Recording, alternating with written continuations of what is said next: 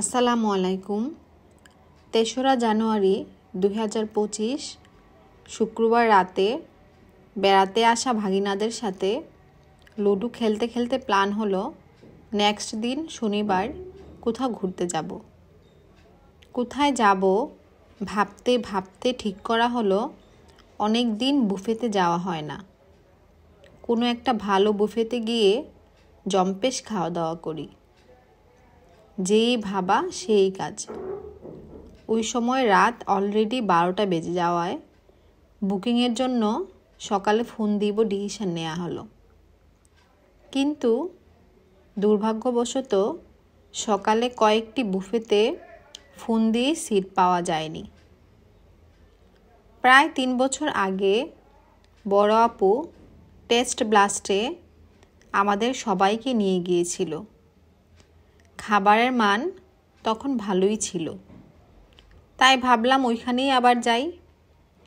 তাদের নাম্বারে ফোন দিয়ে সিট বুকিং দিয়ে ফেললাম ঝটপট। তখন সকাল 11টা। তাড়াতাড়ি পাঠাও একটা প্রাইভেট কার বুকিং দিয়ে দ্রুত রেডি হয়ে বেরিয়ে পড়লাম টেস্ট ব্লাস্টের উদ্দেশ্যে। এর আগের দিন সারাদিন সূর্য ওঠেনি, তাই ভাবলাম আজও হয়তো তাই হবে। কিন্তু আমাদের অবাক করে দিয়ে বেলা 11:30টার দিকেই কুয়াশা কেটে রোদের আলোয় ঝলমল করছিল চারপাশ। খুব ভালো লাগছিল তাই। অবশেষে ঢাকা শহরের ঐতিহ্যবাহী জ্যাম অতিক্রম করে দুপুর প্রায় 2টায় আমরা টেস্ট ব্লাস্টে হাজির হই।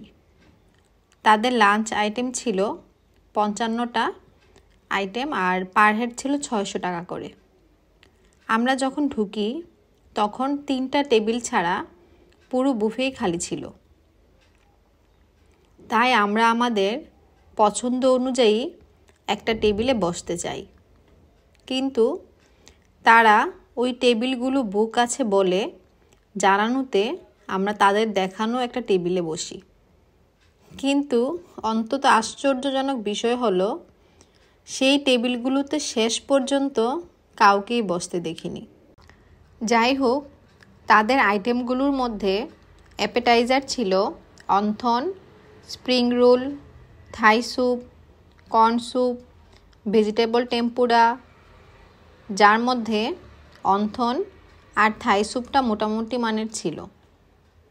তাদের মেন ডিশ ছিল chicken fry, Kashmiri naan, garlic naan, chicken biryani, fried rice, steam rice, sizzling chicken, white pasta, vegetable, beef mezbani, veg pasta, crab masala, chowmein, beef dal. এর সাথে কয়েক রকমের ভর্তা ও সালাদ আইটেম ছিল। তাদের মেন ডিশের মধ্যে নান, white pasta, crab masala, chowmein, chicken ফ্রাইটা মোটামুটি মানের ছিল।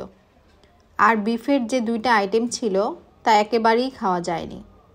হলুদ আর মরিচের গুঁড়োর গন্ধ ছিল তীব্র, আর কিছু কিছু খাবারে অতিরিক্ত পরিমাণ লবণ ছিল। টোটালি খাওয়ার অযোগ্য ছিল। ডেজার্টের মধ্যে ছিল লেমন পেস্ট্রি, শাহি টুকরা, জেলি, মিষ্টি, ফিরনি, ব্রেড অ্যান্ড বাটার পুডিং। এর মধ্যে ফিরনিটা ভালো ছিল, শাহি টুকরাতে মিষ্টির পরিমাণ ছিল অত্যধিক। আর অন্য ডেজার্টগুলো খাওয়াই যায়নি। তাদের খাবার দেখে মনে হচ্ছিল এগুলো শুধুই দেখার জন্য, বাট খাওয়ার জন্য না। আমরা 5 জন গিয়েছিলাম, কেউই পেট ভরে খাবার খেতে পারেনি। এর মধ্যে আমার 5 বছরের একটা মেয়ে ছিল, ও শুধু চাউমিন আর পেপসি খেয়েছে। আমি কিউকাম্বার সালাডটা 2বার নিয়ে খেয়েছি। এটাই বেস্ট ছিল তাদের বুফের মেনুর মধ্যে। আই রিপিট, টেস্ট ব্লাস্ট বুফেতে খাওয়ার একেবারেই অযোগ্য ছিল, পুরাই ওয়েস্ট অফ মানি। সিরিয়াসলি, আমাকে কেউ যদি ফ্রিতেও ওখানে যেতে ইনভাইট করে আমি যাব না। টেস্ট ব্লাস্টের কেউ যদি এই ভিডিওটা দেখে থাকেন তাহলে বলবো, দরকার হলে আপনারা আইটেম কমান, বাট খাবারের মান বাড়ান। খাবার খেতে গিয়ে খাবারের আইটেম দেখিয়ে হয়তো মন ভুলানো যাবে, বাট পেট তো ভরানো যাবে না। আবার খাওয়ার মতো মজা না হোক অ্যাটলিস্ট খাওয়ার মতো যোগ্য তো হওয়া উচিত। সবাই অনেক ভালো থাকবেন। আল্লাহ হাফেজ।